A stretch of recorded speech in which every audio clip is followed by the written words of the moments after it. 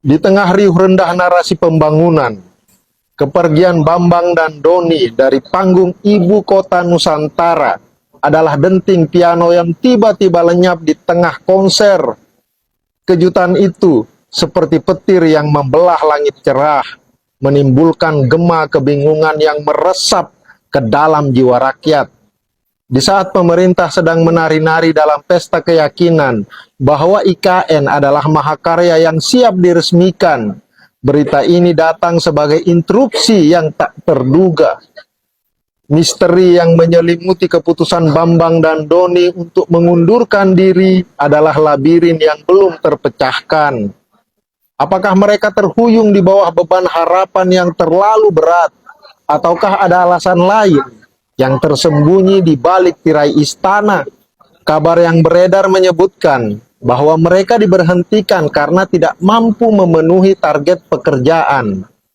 Namun istana bersikeras bahwa pengunduran diri itu adalah keputusan pribadi tanpa alasan yang jelas.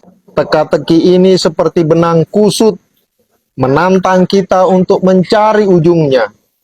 Istana yang selama ini menjadi simbol kekuatan dan kepastian, kini berada di bawah sorotan yang tak kenal ampun. Jawaban yang pasti harus segera diberikan agar tidak ada ruang bagi keraguan untuk bertunas dan tumbuh menjadi hutan ketidakpercayaan.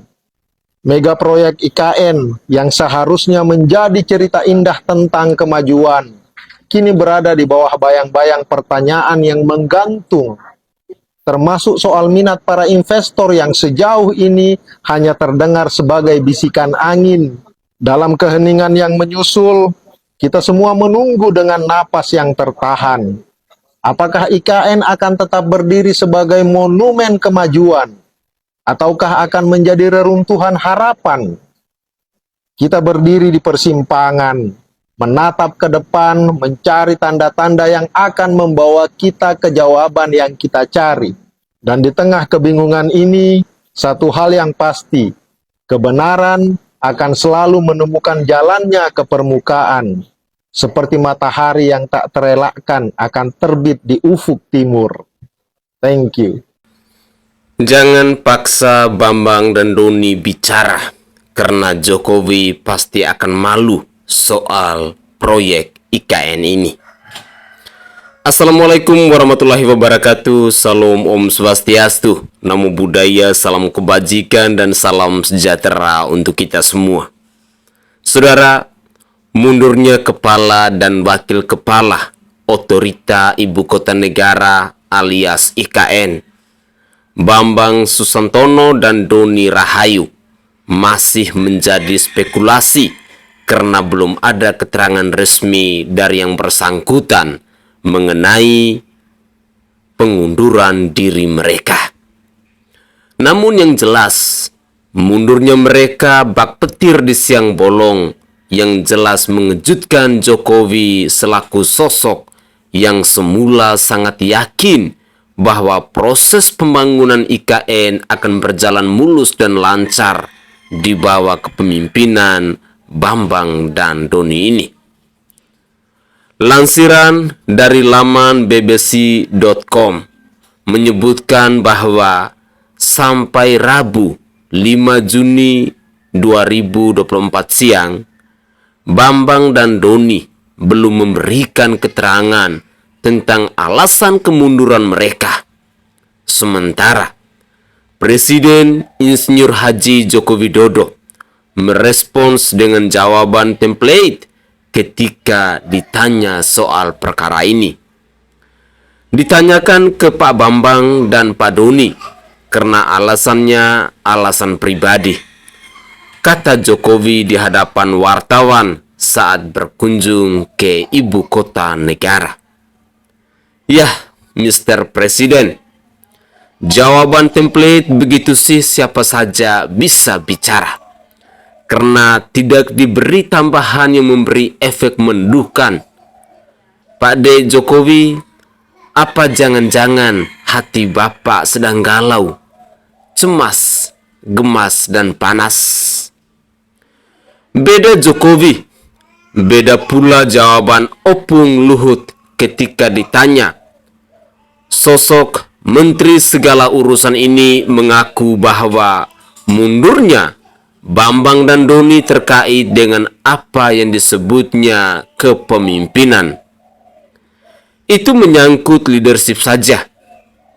Saya tidak bisa bicara aib orang lah, kata Luhut dalam talk show di Menara Global Jakarta Pusat pada hari Selasa 4 Juni 2024 sambil menyebut dirinya juga kesal dengan masalah mundurnya dua orang penting di ibu kota negara tersebut. Ya, Opung Luhut bisa saja alasannya. Pasti ada masalah lebih dari itu kan, sampai bikin kesal. Itu soal leadership yang tidak mampu kerja duo Bambang Doni atau sosok yang memberi mereka tugas tidak mampu melakukan supervisi dan mengawal untuk hal-hal yang tidak bisa mereka tangani karena ya mungkin ada masalah serius yang membutuhkan campur tangan Opung Luhut atau malah Presiden Jokowi. Orang awam seperti saya ngertinya kalau sosok seperti Bambang Doni sampai mundur, tentu persoalannya bukan perkara gaji atau tunjangan. Karena kabarnya, gaji dan tunjangan mereka lebih dari cukup. Bahkan tidak terasa kalau kena potongan paksa program tapera sekalipun. Beda kalau soal gaji dan tunjangan yang misalnya nunggak, karena segede apapun pendapatan kalau dibayar super telat, ya sama saja bohong tuh namanya. Jadi saya yakin pasti ada masalah serius.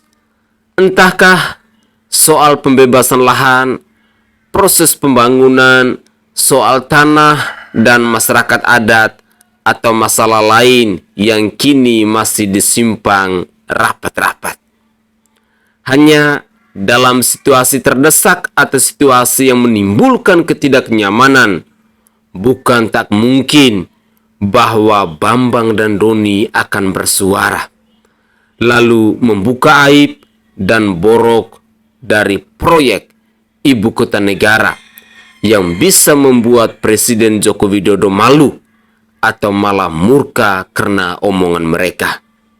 Kita tunggu saja drama IKN akan mengarah kemana, dan harapan terbesar dari saya semoga saja IKN tidak mengikuti rekam jejak alias track record alias gedung mangkrak seperti Wisma Atlet Hambalang.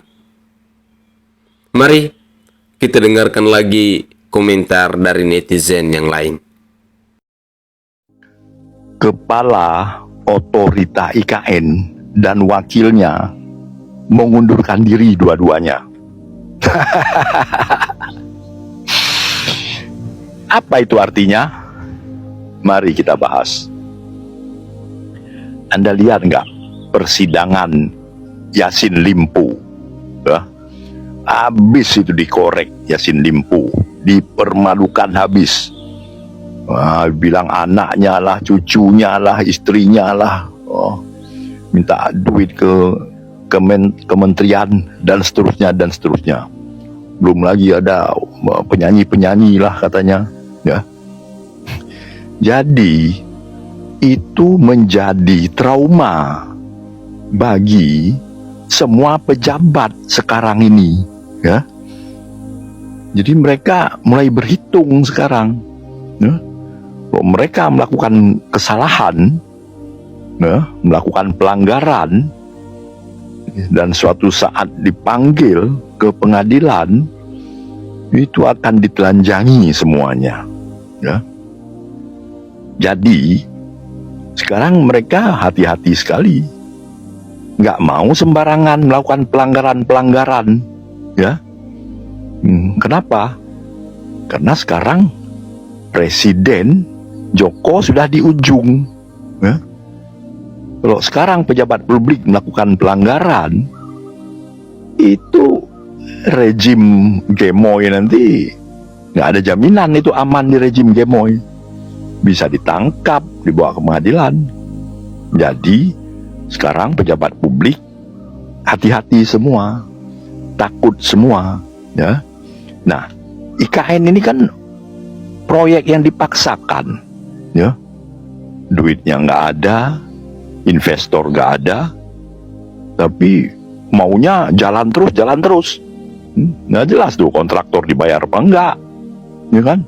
Maunya 2 bulan Agustus upacara bendera di sana. Ini sekarang bulan apa? Juni, Juli, Agustus, 2 bulan lagi. 2 bulan lagi mau rame-rame berangkat upacara bendera di sana. Padahal belum apa-apa.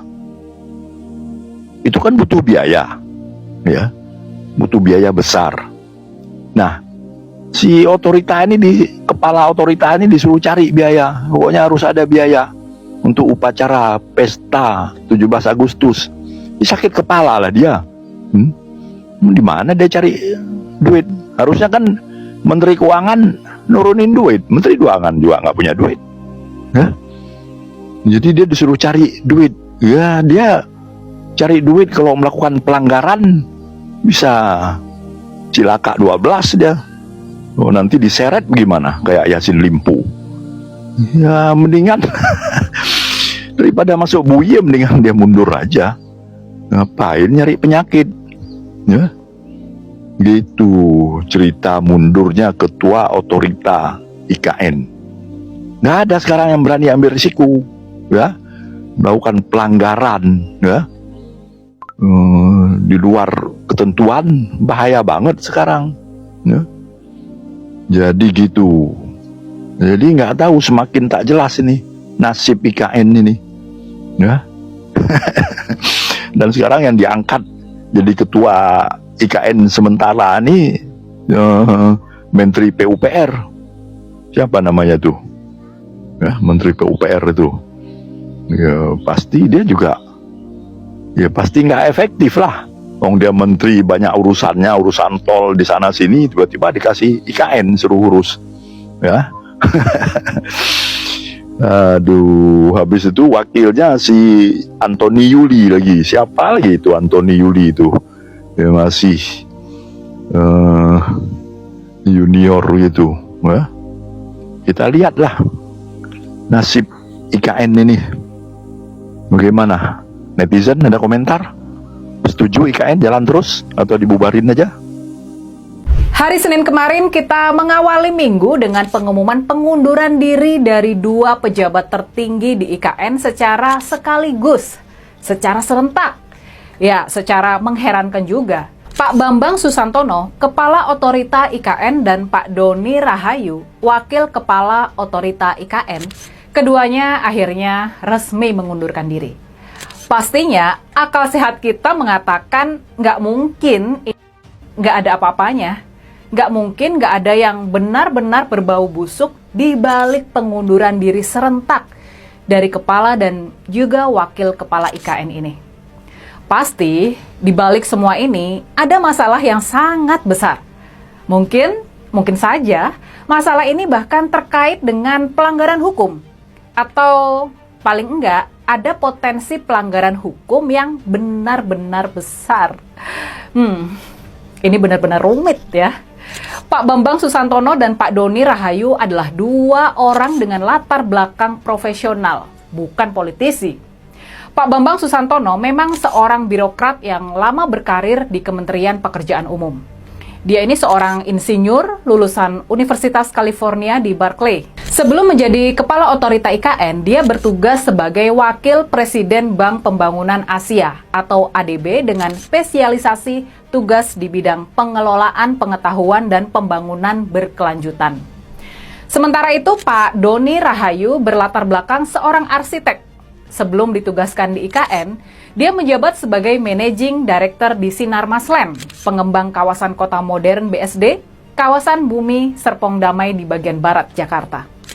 Sebagai profesional dan insinyur tulen, pastinya Pak Bambang dan Pak Doni sadar kalau pembangunan IKN, pembangunan suatu kota baru seperti IKN, sebagaimana pembangunan-pembangunan wilayah lainnya, itu ada tahapan-tahapan dan juga ada standar-standar dan peraturan-peraturan yang harus dipatuhi. Ada prasyarat-prasyarat teknis yang nggak bisa diterabas, nggak bisa gerusa-gerusu. Tapi masalahnya, nah ini nih yang tampaknya jadi sumber masalah. Masalahnya mereka punya atasan, mereka punya klien yang suka gerasa-gerusuk, mereka punya klien yang nggak sabaran, mereka punya atasan yang benar-benar kesusu. Mereka punya atasan yang juga suka menekan-nekan. Atasan mereka itu adalah Presiden Joko Widodo dan juga menteri andalannya yang bernama Basuki Hadi Mulyono. Nah, Pak Jokowi ini benar-benar pimpinan yang sekarang ini terasa benar serba gerusa-gerusunya. Dia ingin bisa berkantor di IKN di bulan Juli besok. Dan kalau dia sudah berkantor di IKN, itu berarti beberapa menteri dan staf birokrasi pun harus segera pindah. Harus segera terbang ke Pulau Kalimantan. Pertanyaannya sekarang, apakah IKN memang benar-benar siap buat dihuni oleh seorang presiden? Ditinggali seorang presiden dengan segala keribetan protokoler dan pengamanannya. Apakah IKN sudah benar-benar siap? Tampaknya kalau kita mau jujur terhadap kondisi di lapangan, IKN ini sebetulnya sama sekali belum siap. Dan baik Pak Bambang maupun Pak Doni, mereka ini sama-sama sadar soal ini. Sebagai contoh aja nih ya, kabarnya dari selintingan kabar yang beredar, kabarnya di IKN sekarang ini ketersediaan air minum saja belum siap. Dalam perencanaannya, dalam cita-citanya, di IKN ini air ledeng, air dari keran itu harus sudah layak minum seperti di negara-negara maju. Makanya, pipa-pipa ledeng di IKN dibuat menggunakan bahan yang bisa mengalirkan air minum. Tapi masalahnya, air minum tersebut sekarang belum tersedia. Bukan cuma air minum saja, tapi air buat mandi dan bersih-bersih saja masih sulit. Nah, masalahnya kemudian, konon pipa ledeng buat air minum nggak bisa dialiri air biasa. Dia bisa rusak kalau dialiri air bersih biasa. Dia harus dialiri air yang bisa diminum. Nah, jadi gimana dong? Mungkin ini cuma satu dari banyak masalah. Satu dari beribu masalah yang sedang terjadi di IKN. 1000 masalah yang pastinya bakal bikin pusing kepala para pelaksana pembangunan di sana. Jadi, intinya sih, kita mestinya paham kalau pembangunan IKN ini nggak bisa dipaksa gerusa-gerusu. Kalau gerusa-gerusu, ada standar-standar, aturan-aturan, prosedur, dan prasyarat yang akhirnya mesti diterabas. Nah, tampaknya masalah inilah yang mendorong Kepala Otorita IKN dan Wakil Kepala Otorita IKN akhirnya menyerah. Mereka nggak mau mempertaruhkan reputasi dan kredibilitas mereka atas proses pembangunan ibu kota baru yang serba terburu-buru ini. Bukan cuma masalah reputasi dan kredibilitas saja. Kalau di kemudian hari muncul masalah hukum, bisa dipastikan Kepala Otorita dan Wakil Kepala Otorita bakal jadi pihak pertama yang dimintai pertanggungjawaban. Makanya, sekarang kita bisa paham kan? Kenapa mereka berdua memilih mundur saja? Saudaraku sebangsa dan setanah air. Ya, Kepala Otorita Ibu Kota Negara Bambang Susantono mengundurkan diri. Dan yang lebih mengejutkan adalah Wakil Kepala Otorita sudah duluan mengundurkan diri. Coba bayangkan, gaji dan tunjangan seorang Kepala Otorita IKN itu bukan main-main. Gaji pokok plus tunjangan keluarga, tunjangan kinerja, tunjangan jabatan, totalnya mencapai 172 juta rupiah. Untuk Wakil Kepala Otorita total gaji plus tunjangan sebesar 155 juta rupiah. Dengan gaji setinggi itu sulit untuk mengundurkan diri kalau tidak ada sesuatu. Logikanya, mungkin ada satu resiko yang tidak sepadan dengan gaji yang didapatkan. Saya tidak tahu apa persisnya, karena sampai saat ini polemik pengunduran diri keduanya masih ada banyak misteri. Kalau menurut versi Luhut, Dia bilang mundurnya Bambang dan ada kaitannya dengan kinerja yang kurang becus. Secara undang-undang, kepala otorita bisa membuat keputusan apapun. Luhut mengaku tidak mau membuka aib orang, tapi ini menyangkut leadership, ketidakmampuan mengambil keputusan dan resiko. Ada sesuatu yang seharusnya bisa lebih cepat diselesaikan, tapi karena tidak berani ambil keputusan, maka tidak selesai-selesai. Kemudian ketika ditanya, apakah ini ada kaitannya dengan pembebasan lahan di ibu kota negara, Luhut tidak membantah.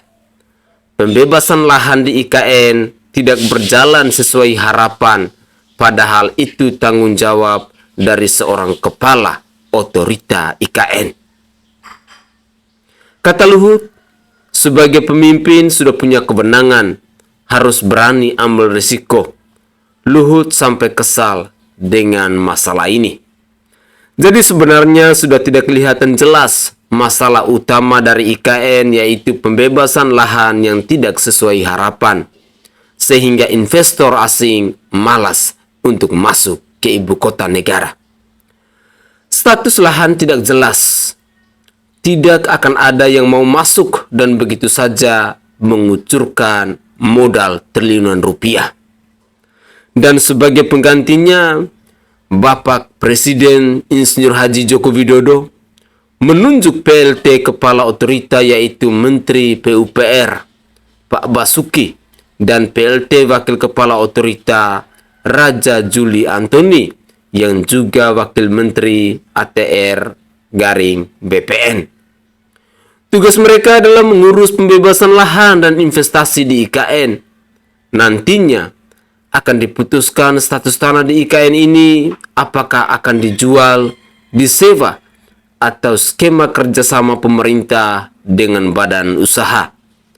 Kalau tidak segera dibereskan, maka investasi asing tidak akan masuk.